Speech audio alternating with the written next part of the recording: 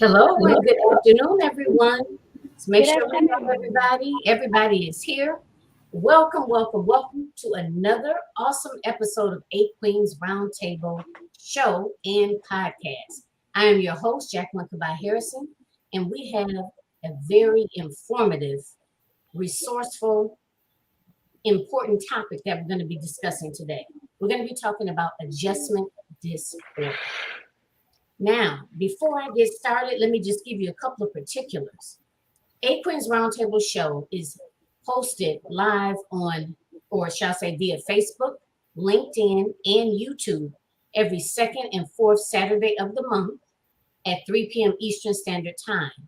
Now, I will tell you, I am making a lot of changes to the show and a lot of additions, so you may see us more frequently, different days and different times, and definitely every Sunday, probably every Sunday of the month. So just stay tuned. Make sure you follow Realizing Your Potential on Facebook, which is my Facebook business page. That way you can stay up to date with all of the different shows that I have upcoming. So without further ado, I'm going to get this show started. So, again, we have several guests here with us today, and we're going to talk to you about adjustment disorder. Every guest is going to introduce themselves. They're going to tell you the name of their business, and they're also going to tell you tell you some more specifics about adjustment disorder. So, we're going to first start with Miss Tiffany Taylor, LCSW. So if you can go ahead and introduce yourself, Tiffany, tell us the name of your business, and just go ahead and share the information with us. You still on mute though, Tiffany. Okay. Good afternoon. Hello, everyone. My name is Tiffany Taylor, and I'm a licensed clinical social worker. And I am the proud owner and founder of Soul Solutions Therapeutic Services, where we specialize in working primarily in sex therapy, where we teach you that sex is sacred, but it's not a secret. And we want you to own your body so you can own your pleasure. So today I'm so excited to be here with my colleagues to kind of talk about, just dig in a little deep about adjustment disorder. A lot of people may not hear about this disorder a lot, but in our clinical world, it is actually something that we see a lot. One of the things that people probably kind of gear this to, or when they think about this disorder, they call it like situational depression. You would see it if you were someone who's going through a death, if they were having a big change in their life, a big transition. Now, in my practice, first of all, so in the daytime, I'm actually a behavioral health officer with the United States Army Reserve.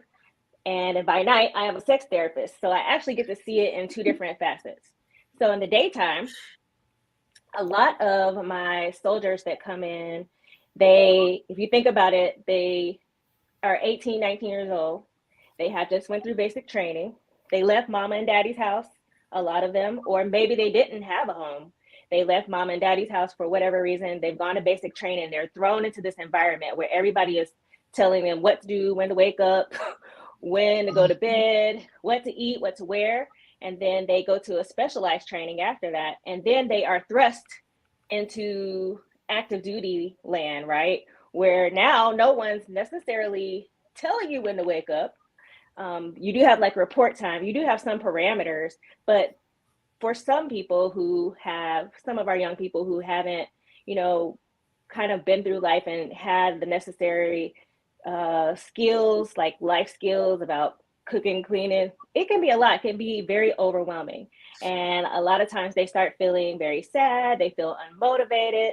They feel just out of place. And they show up in our clinic and they're like, Captain Taylor, I don't know what to do. Like, I don't know what's going on. Typically, you will see when they present, it's about 3 months after the stressor has happened.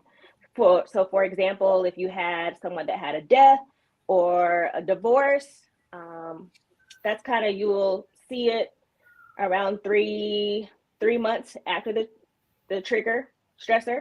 I'm not saying it can't happen before then, but around 3 months is when we start to see it. and it doesn't typically last longer than 6 months. Mm-hmm. So after that, that's when we kind of work on that. And I know that some of my other colleagues are going to talk a little bit more about how to work with someone who is experiencing symptoms from adjustment disorder. Now, at night, when I am doing sex therapy, a lot of times how I might see this as well is if someone is going through transition, right? So if they are in a new relationship, or if they have gone through a divorce or a very bad separation. Oftentimes, I've also seen it with some of my other young people who have not came out to their family members. And what happens is they become so anxious and so involved, like in their head about how am I going to do this? How is this going to affect me? How is it going to affect my family? So you start to see a decline if they're school age, like you will see a decline in their grades. Maybe they're engaging in more risky behaviors.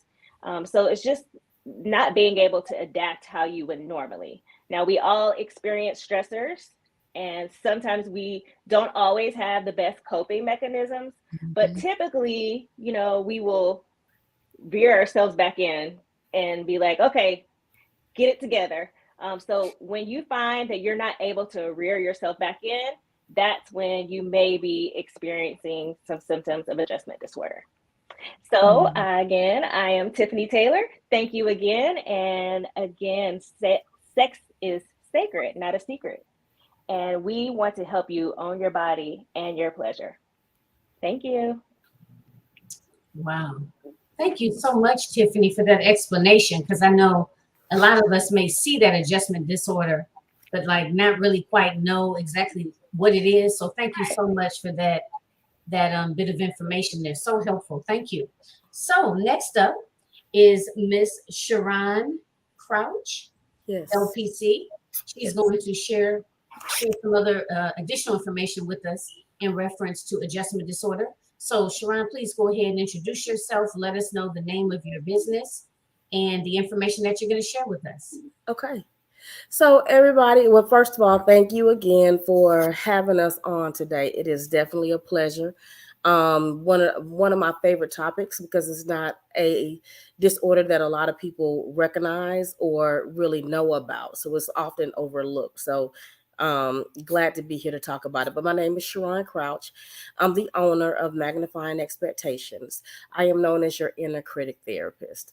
So my specialty is helping high functioning women unfriend or manage that inner critic voice that diminishes self-confidence, diminishes secure decision making, and makes it difficult to increase productivity.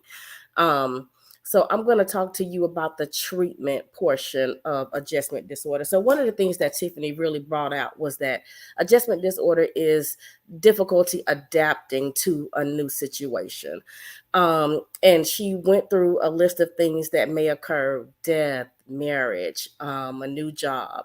One of the things that I start out with for sure is psychoeducation when I'm doing treatment for adjustment disorder, because one thing, like it's one of those diagnoses or disorders that is sometimes overlooked and not recognized. And one thing to remember about adjustment disorder is that the adjustment could be to something happy, to something expected, a marriage. For instance, you've waited your entire adult life to be married, and now you are in this marriage, and you like, what is this that I'm feeling? Like, what are these symptoms that I have going on? Like, I've wanted this. This is what I'm looking for. A job promotion. You go through the multiple interviews for this job promotion. You prepare for these interviews. You are working really hard to get it, and then you get this job, and then all of a sudden you start to experience these symptoms. So one of the key things that I really try to make people aware is that adjustment disorder can occur when you are adjusting to things that you are happy about, that you have planned for, that you have worked hard for. And that's one of the things that makes it really challenging when people present in my office, because they're like, hey, especially high functioning women, like, hey, this is the job that I went for. Like, this is the promotion that I was going for. Why am I now experiencing self-doubt? Why am I now depressed? Why am I second guessing myself? Like, tell me what's going on here where I have gotten to this place that I so wanted to be. So the first thing I definitely start out with is psychoeducation about This is what adjustment disorder is. This is a difficulty adapting to a situation. And this situation doesn't have to be a negative situation. It can be a positive situation, something you worked hard for, something that's planned. Another thing is a death. If you think about a death where you knew it was going to occur, where you were able to say your goodbyes, and it was a transition that you were aware of, and then this person, when they transitioned, you began to experience, some symptoms, and you're like, hey, what's going on here? Like, I was prepared for this. So the biggest thing for me is I do education first, psychoeducation first. Let me help you understand what's going on here. And then we go through the symptoms that you may experience in your body and what does that look like for you? Because Tiffany went through a lot of the symptoms, but they show up very differently for different people. So we go through psychoeducation first. Hey, this is what's going on here. You're just having trouble adapting to this situation. And this is what you may be experiencing within your body. The next step is generally psychoeducation. It's generally talk therapy at that point, psychotherapy, where we're going to talk about what's going on. Another big key is that a lot of people may not even be able to pinpoint why I'm now feeling this way. So we often have to take a step back and walk backwards and say, let's talk about what happened over the last 4 weeks, 6 weeks, because again, people won't relate this good event to the symptoms that I'm currently having. So a lot of times they can't even make that connection between I'm adapting to this. So psychoeducation and then psychotherapy, where we may have to walk it back so you can understand the triggers of what you are experiencing. Cognitive behavior therapy may also be a part of that, and that's a part of psychotherapy as well. But definitely you want to provide psychoeducation, you want to provide psychotherapy as part of the treatment. Oftentimes, in addition to that, sometimes medication is also needed as well. And if that's the case, we always want to monitor symptoms. I like to say our job is about monitoring symptoms as well as building resiliency. So we definitely want to monitor symptoms. And if your symptoms are not improving with the coping skills that we're bringing to the session, then there may be a referral to a psychiatrist for medication management. So that's definitely maybe a portion of it, just depending on what your symptoms are. So again, my name is Sharon Crouch, and I believe that you should visualize, actualize, and then magnify. And so thank you again for having me on. Yes, absolutely. Thank you so much, Sharon, for that information. So much appreciated. Again, this is, as you see scrolling at the bottom of the screen there, we're talking about adjustment disorder. So, this is something that, as it already explained, that can very easily be overlooked and, misunderstood. So please tune in so you can, get some more information about adjustment disorder. Possibly it may be something that you may be dealing with or have dealt with, or a loved one. So please, stop scrolling, just stop for a minute, just check things out, and just take a minute and listen to this good information. So next up, we have Miss Felicia Cameron. I hope I'm pronouncing your name correctly. So sis, if you go ahead and unmute yourself and introduce yourself, let us know the name of your business, and go ahead and give us the information that you have to share with us today. Well, thanks, Jackie. Thank you for this wonderful opportunity to be at the Queen's Round Table. I am Felicia Cameron. I'm a licensed clinical social worker for the great hospitality state of Mississippi. I'm the owner and founder of Lending a Hand, where I provide mental health counseling service to African American males and females dealing with anxiety, depression, and just coping with life transition. So what are the symptoms of adjustment disorder? Take a walk with me. Picture this with me. My client, I call her Janelle. Janelle's an African American female in her late 40s, single mom, working. She's been working on her job for over 20 years. Janelle loves her job. She go to the office and work at her job.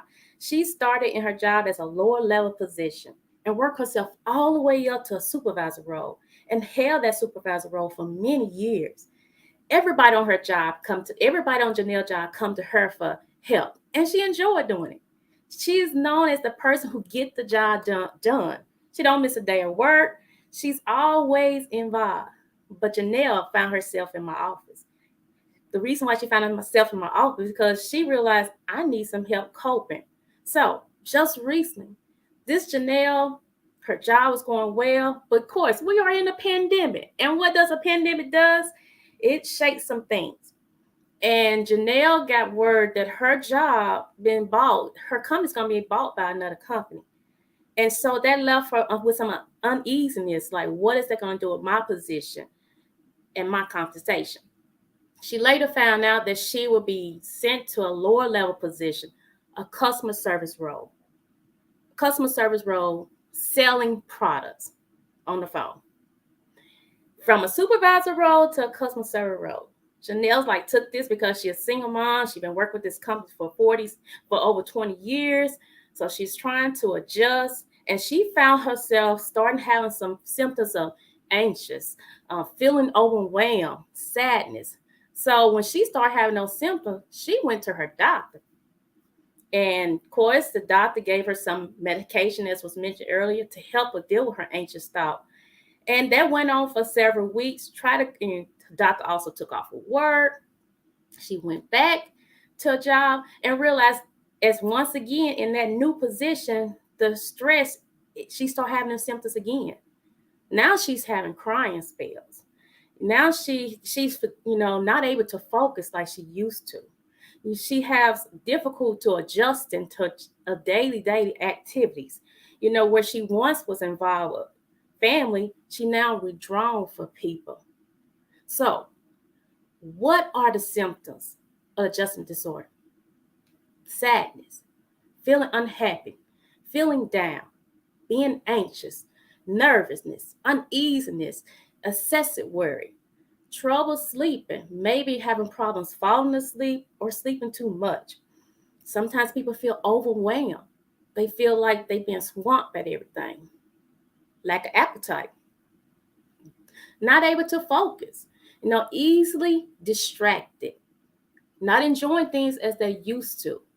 Even things like daily things that they normally do, they know they should do, things of importance, such as paying bills, they forget to do that. Start missing work or excessive absentee. They withdraw, pull back from their social support for friends and family. And some even have suicidal thoughts and behavior. So those are the symptoms of adjustment disorder. Our next therapist, she's going to tell you how you can cope with it. And my motto is, we all got to do life, but don't let life do you. You can do this. Thank you. Thank you so much. You know what, Miss Glendora, I hope it's okay to mention this now, but it's like, as I hear some of those symptoms of the adjustment disorder, it sounds like there's a lot of overlap with depression, right? Yes, it is. And that's why when Tiffany was talking, and Tiffany, you can come off mic and say it again. She said how long it lasts and when it actually starts. Go ahead and repeat it, Tiff. So what people probably call it, not in the clinical world, is situational depression. Something happened, there's an interruption, there's a stressor, there's a trigger, there's a change, and you feel depressed. You have symptoms of depression or anxiety. But the key thing for us is that it happens, or you start experiencing symptoms around the 3-month mark, and it doesn't go over 6 months. Once it goes over 6 months, then we're looking at a different type of diagnosis. Okay, gotcha. So basically, it's a 6-month diagnosis, and then we as professionals are supposed to reevaluate and see if this person has gotten either better and what is the really underlying diagnosis at that time. Okay, so it's possible that it can start off as a diagnosis of adjustment disorder, but maybe possibly move into depression.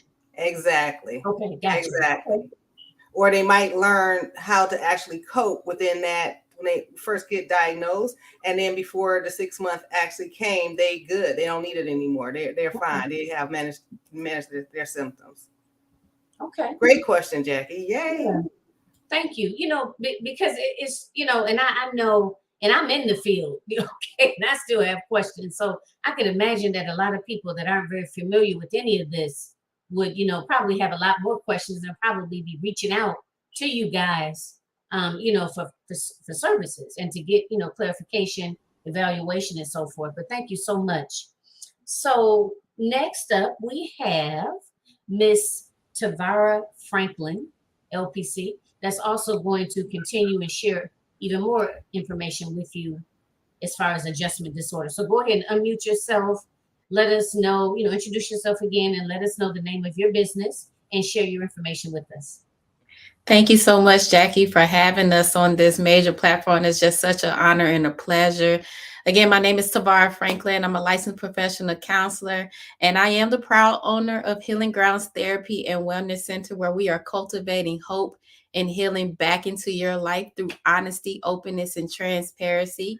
I have an expertise in seeing young girls and women from the ages of 13 into adulthood who are having challenges with anxiety and depression.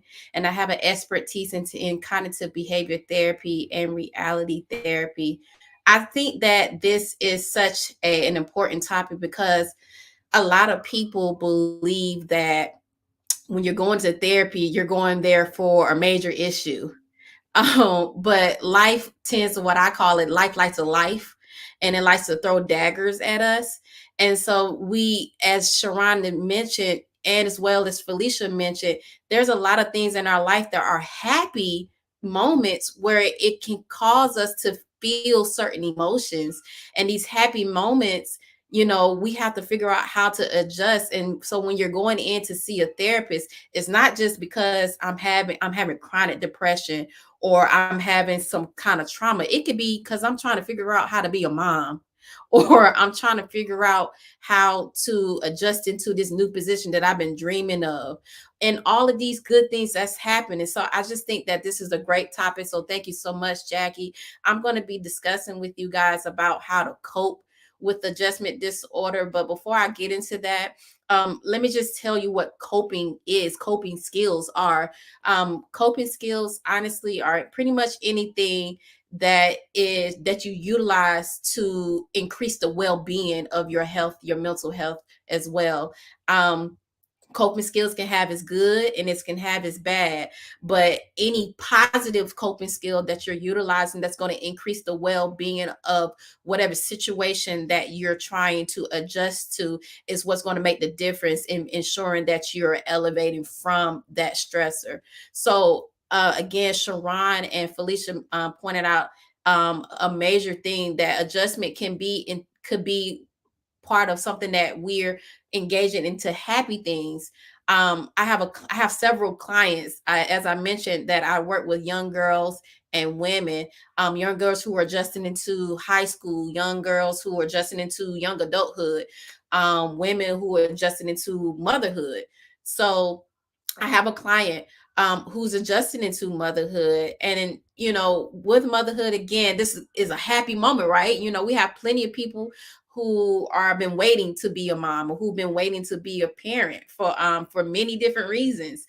And so when you finally get into this role, or you get into this space, you're like, oh my gosh, like, why do I have all of these emotions that I'm having? Why do I feel like I made a not so great decision? Or why do I feel like I'm not good at this? And so you got all of these array of emotions. And so I'm a firm believer, when I'm working with clients who are adjusting into something that's major, or to adjust into anything, the first thing you have to do is to be able to identify your triggers. That's actually is a coping skill, even though it may not necessarily sound like it. But again, as I expressed, coping skills are things that you utilize. It can be an activity, it can be a moment where you're reflecting, it can be something internal, it can be something external. So it's anything that you're utilizing and that you're doing to increase the well-being of yourself when you're adjusting or you're coping with that particular trigger or particular situation. So again, it can be where you're trying to identify the trigger to whatever the situation or stressor is. Again, if I'm working with someone who's a brand new mom, I need to figure out, okay, what are your triggers? What are some of the things that's going on?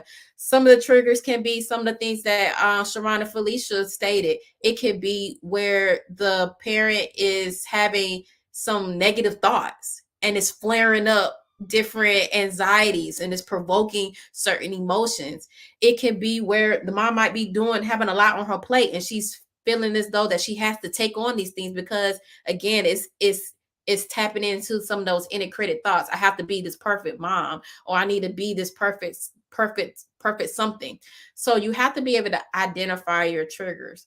And so once you're being able to identify those triggers, then I can be able, as a clinician, to identify, okay, if these are the things that's flaring up your symptoms, then maybe here's a skill that we can be able to utilize to decrease some of those symptoms. Maybe, again, the symptom could be anxiety. So I might suggest that the parent give themselves 10 minutes a rest before they enter into this mommy mode, and I am a mom of 2. So sometimes as parents, we can sit there, and even though we don't work the whole 8 hours, catering to someone else, we have to feel as though that we got to rush into this other thing. And so we don't give ourselves that moment to kind of gather ourselves. And again, when we're actually giving ourselves that 10 minutes, then we'll be able to be more effective for whatever the next task is at hand. So that could be the reason why,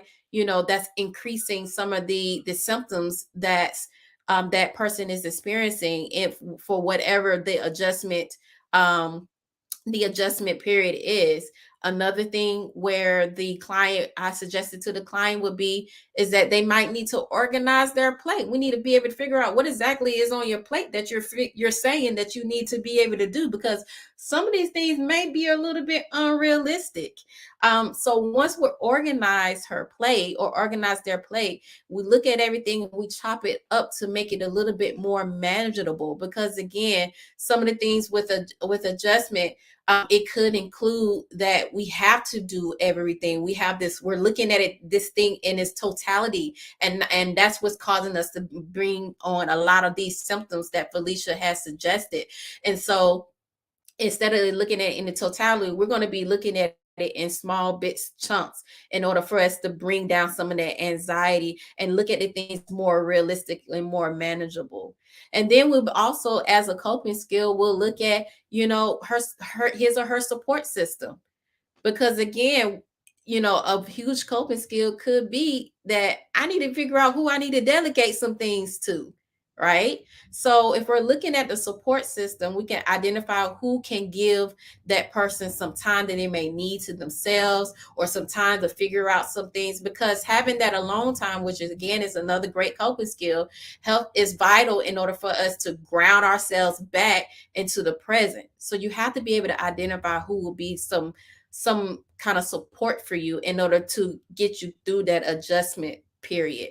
Some other great coping skills, just in general, that can help you to get to a space where you're more at a more stable space, would include deep breathing. Now, a lot of people like to, downplay deep breathing, but I always tell people I'm somewhat call myself athletic, back in my heyday. But the first thing that the coach would say is, okay, breathe. And the first thing that I would tell a person when they're hyperventilating is breathe. Why? Because breathing is really essential. Breathing is the thing that saves your life, honestly. Because when you're sitting there hyperventilating, or you're not having the proper posture to get the breath flowing to those appropriate organs and functions, then it can really, determine whether or not you're going to be on a life or death type of line. So deep breathing honestly helps us I'll say it's the thing that meets our emotions, and it meets our logic, and it helps bring those things into sync. More importantly, it helps us slow down some of those anxious and overbearing emotions that we may have, if you're doing it properly, right? Some people there might say they'll say they're deep breathing, but they're not deep breathing properly. So deep breathing would be one excellent way. Maybe including aromatherapy, maybe doing some kind of mindful walk. Mindfulness, honestly, is an excellent way of getting us back grounded into a more of a present state. So if we're doing a mindful walk, or we're doing something mindfully, it helps us to be able to focus in on what exactly we're doing at that moment, rather than focusing on these other extremities that we honestly have no control over.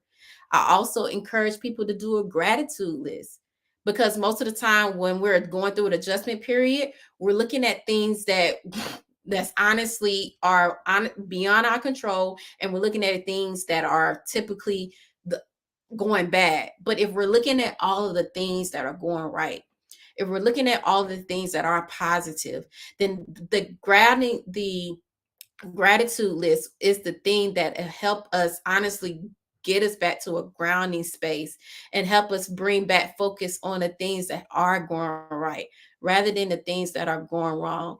And honestly, a last but not least, an excellent coping skill, in my opinion, is writing your thoughts out, journaling, because I'm a firm believer that when you're having all of these thoughts just stuck in one space, I feel as though that our thoughts are a form of energy. I like to refer them as little toddlers. So if you give a toddler candy, what they're going to do, they're going to be going rampant if you don't give them space to run their energy out. But if you're confining them, then honestly, it's just going to feel as though that they're just stuck and have no space to go. So it's going to be stressful. It's going to be pressure. So when you're writing it out, it's giving those thoughts a space to be released, and you're able to honestly get them out in the most therapeutic way. So that way, when you are referring back to it, you have a moment to process and understand, okay, this was what was going on, and now I'm in a space where I'm grounded.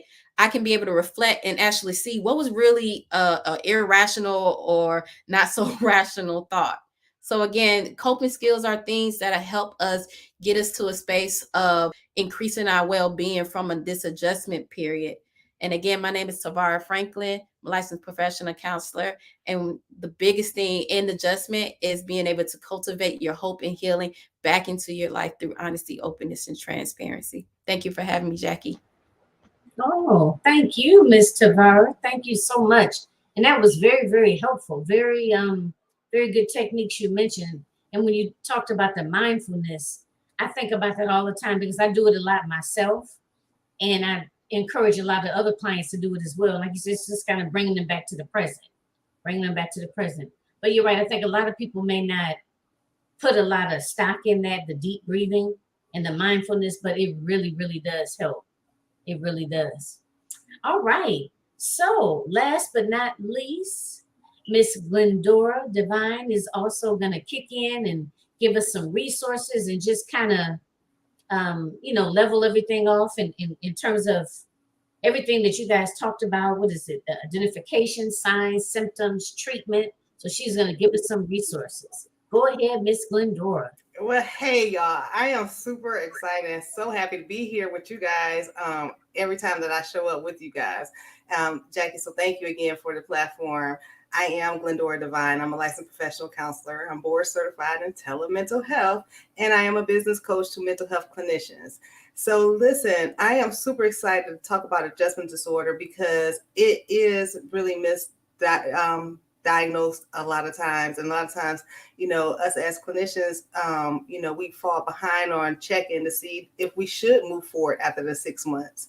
So if you you haven't using your insurance and you seeing the therapist and using your EAP, maybe EAP, they really do not allow you to change your diagnosis. So once you use your adjustment disorder diagnosis, you're pretty much going to use that until all your EAP sessions are totally done. So, you always want to be mindful and make sure that if you do get the diagnosis of adjustment disorder, that you're paying attention and trying to work those symptoms down using those coping skills that maybe TAVARA gave out or the ones that your therapist may be suggesting to try and make sure that you are able to continue your treatment or discontinue it at the time that when your authorizations may run out.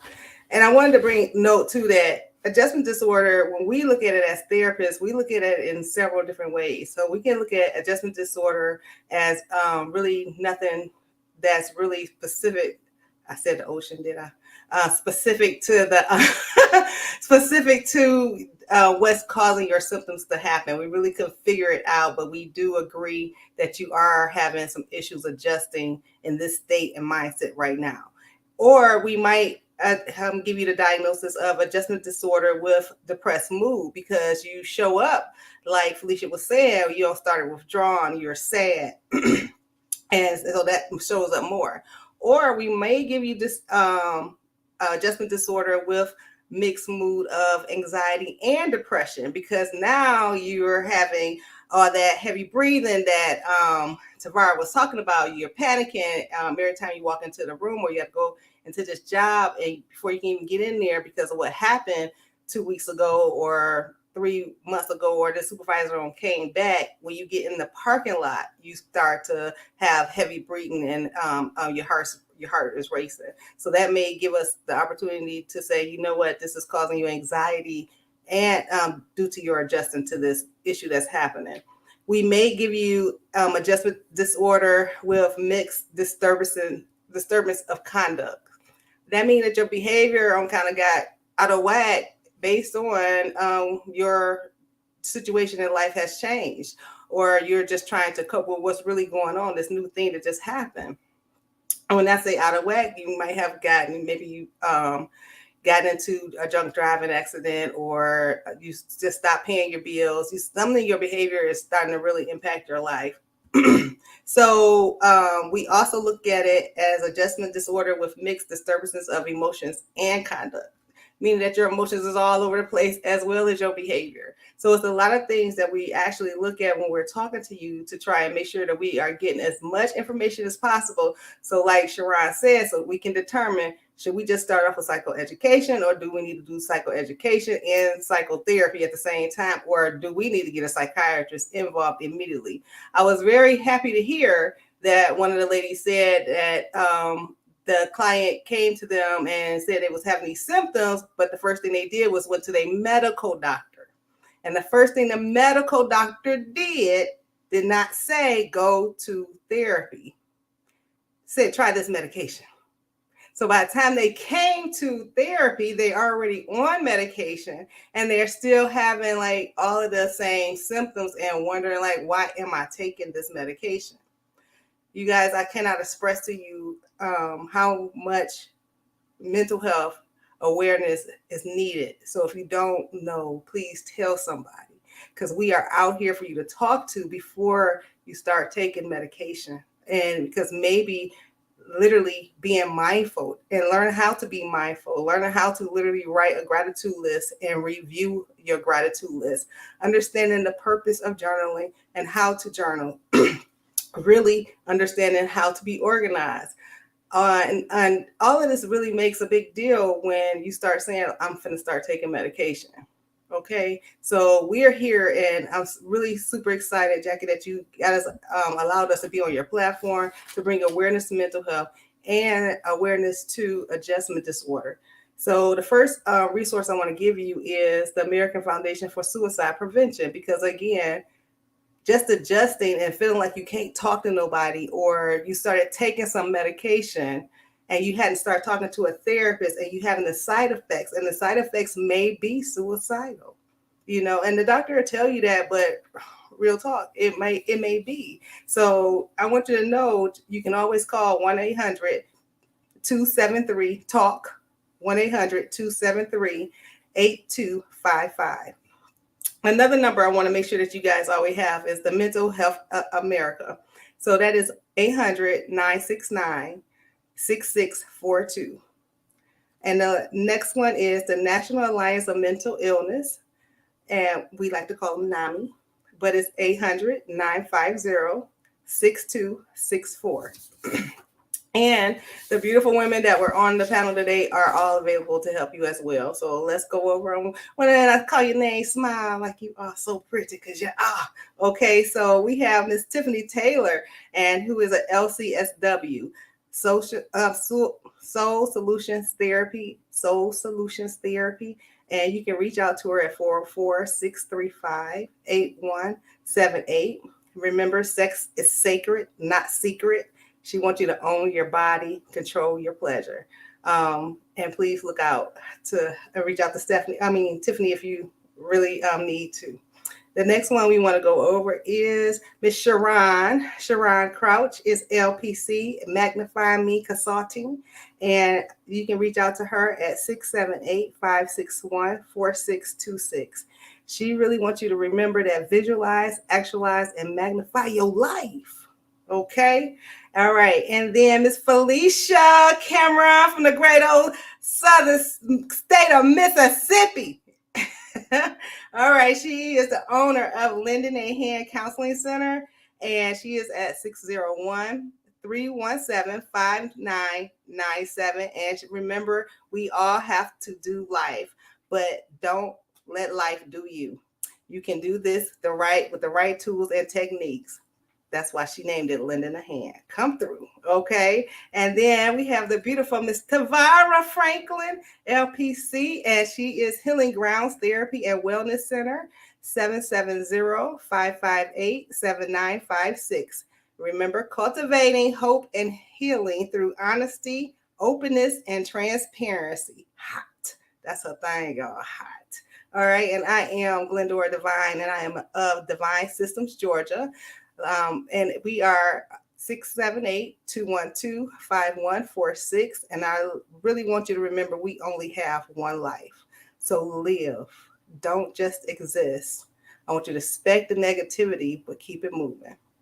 Okay, Jackie, again, thank you so much for having us. It's been truly a pleasure to be here. It really has. You have any questions for anybody for us? Yes, you know what? I'm looking, we have a few more minutes, and I just kind of want to know, can you guys share a little more, anybody, just, whomever feels comfortable, share a little bit more information about treating adjustment disorder in children, I guess, versus treating it in adults? Like what changes, I guess, in terms of symptomology and as far as just like the course of treatment? I would definitely say with children, you pay more attention to their behaviors, because children will not be able, a lot of times, children and adolescents won't be able to come to you and say, I feel this. You may see some changes in their behavior and the way that they respond to things. One of my favorite quotes is, all behavior is a form of communication, right? So even when you're not saying anything, you are definitely communicating something. So with kids, I would pay attention to their grades. I would pay attention to their peer group. I would pay attention to their sleeping habits, their eating habits, their attitudes. One of the things that, you want to keep in mind with children is that, when we're depressed, we don't want to go to work. We're agitated, we're irritated, we don't feel good. Same thing with kids, but with parents say, get your lazy butt up. You can't lay around here all day. But taking account into saying, okay, why is this kid laying around this way? Because when adults are depressed, that's what we do. We lose motivation in things. But again, parents will look at that as laziness, not wanting to comply. So you definitely want to pay attention and ask questions. Pay attention to grades. If they are laying around, talk. Why are they laying around? Pay attention to, when are they laying around? Is it difficulty getting up in the morning? Difficulty falling asleep at night? So just paying attention and asking questions. As far as the treatment for children, I would definitely say you're going to include the family. You may not include the family with adults, but you definitely want to include the family as a support group for the kid or the adolescent. I would definitely say, also including the school system as well. Talking to the teachers about making sure that They may need extra time to take tests for homework, to building up that support system and making sure that they have the resources around them as they are continuing to work through whatever it is that they are adjusting to. So to answer your question in a nutshell, I would say pay attention to grades, their attitude. If they are starting to be a little bit more dry, a little bit more non-compliant, when their attitude shifts, pay attention to their peer group. Pay attention to their sleeping habits, their eating habits, and then ask questions. And I say not questions. Just be curious about what's going on in their lives. Not questions as an authority figure, but questions like, how you feeling today? Who did you hang out with today? How do you feel about this person? How do you feel about your teacher? Just being inquisitive about their life as they see it. And then, having those conversations, and then getting involved with the school, and then also, the parents being a support system as well. So with me, I would include the parents as part of the treatment as well. So family therapy in addition to individual therapy as well. And then also, if we need to branch out and include the school as more support, then I would definitely do that. May I add something to that, Jackie? Okay, so I always tell people the biggest thing with children in adjustment is, honestly, children needs to make sure that they feel as though they're not alone in the situation. Most importantly, they need to be able to feel as though they're being heard. Again, Sharon said something very vital, is that, as parents, as adults, we can look at a situation and forget that, children, they're human just like we are. So when we're adjusting through a process, it can feel as though that one of the biggest symptoms we might have in an adjustment period is unmotivation. So we might lay around, but with a child, we don't associate that as the same thing. And so it's important that parents have this understanding that my child is human just like I am. And just because they might be at a different developmental stage as me does not mean that there's not humanistic things that's going to be associated with that. And so children needs to be able to feel as though that parents understand them by the way of ensuring that they're in this situation with them non-judgmentally, that they can feel as though that they can talk to the parent about certain things, because at any moment that parent is throwing that authoritative, tone at them, they're going to immediately shut down, and they're going to automatically feel as though that I can't talk to my mom, or I can't talk to my dad. They're not safe enough. And so now, what we thought would have been an adjustment of 6 months now is going to formulate into something different. Right. And so it's really, really important that the first I feel as though command of looking at something that adjustment. So I'm going to use the example of a child that's going into a blended family, that you go in with an empathetic mindset, that you go in and looking at the situation and looking at them as just pure humans, not just as you're my child or you're a child, but looking at the situation that, I could be going through the same thing as well if I was in their shoes. Thank you so much. That makes sense. Okay.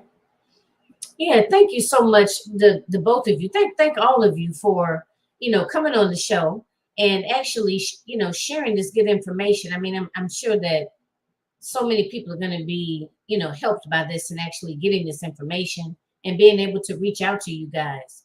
I just have to say that, for me, what made me think about that is my son is getting ready in the fall.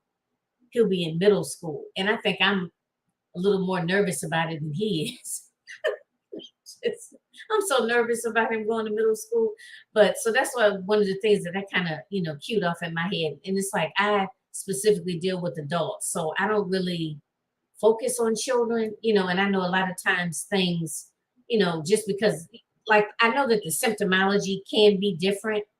Sometimes some of the things are similar and sometimes they're not. So I just kind of wanted to, chat a little bit more about that. But that's been very, very helpful. Jackie, if I could, I was going to use that as one of my stories. That's one of my biggest clientele is that I have kids that's between 17 to like, really they like young adult, between like 7, coming up out of high school and getting ready to go into college or already on hit 23, and they really still in their parents' home. It's like how that transition and adjusting to literally, I'm not just a little kid no more, but I'm still stuck in the same room that I went to high school in. And, you know, so so I have to tell the parent, you know, and the child, y'all got to pick a side. Either we're going to actually grow up and look at that as adjusting. We're going to add you into a young adult, or we're going to continue to treat you like a kid and go through all of these confrontations that they go through. So I think the biggest thing is like what Sharon and what TAVARA was saying is that when it comes to the kids, we got to look at really the behavior. And, you know, don't look at it as them being lazy or, you know, they're not motivated and they're not trying. It's really, they're literally trying to adjust from one piece to another. And this is how they communicate. Yeah, absolutely. So thank you so much. That's been so helpful, ladies. I mean, I really enjoyed this. I really did. We'll have to do this again at some point. Wow. So audience, I know you guys got a lot out of this, and all of their information is in the comments. So, you know, if you guys want to reach out to them, you know, for consultation, you know, please do so. That's why we're here. That's why we're doing this, to get that information out there and to let you all know that you're not alone and that there is help and resources for yourself or, you know, for your children or both. All right. So definitely go ahead and reach out to the ladies if you have any questions or concerns. So we're going to go ahead and conclude it for today. This is A Queen's Roundtable Show. I am your host, Jacqueline Kabah Harrison. And if you are interested in coming on the show, you know, individually or as a group, if you are the visionary author and you have your co-authors that you would like to have an opportunity to be interviewed and basically talk about your book, your upcoming book project, or whenever it's going to be launched, feel free to do so. As well as if you are a summit host and you also want to bring more visibility to your speakers and to your platform in itself, reach out to me. Let's talk. And like I said, if you're an individual and you just want more eyes on your business, or you just recently published a book, let me know. And you can come on the show. We can make that happen. You can talk about it and bring more visibility to your product or your book or your summit or whichever. So again, reach out to me. The link is in the comments, or not in the comments. I'm sorry. The link is in the description to click on that. And also make sure you follow Realizing Your Potential 123 to be able to stay updated on all of the upcoming shows that I have, as well as the summit that's coming up next month. Oh my God, we're almost in May. It's coming up next month, everybody. So stay tuned as far as that. And also, if you're interested in being a show host on the Women Win Network, I am the channel producer. So please reach out to me about that as well. You can email me at realizingyourpotential. The number is 123@gmail.com. All right, everyone, have a great Sunday afternoon, and I will talk to you again soon. Take care, everybody.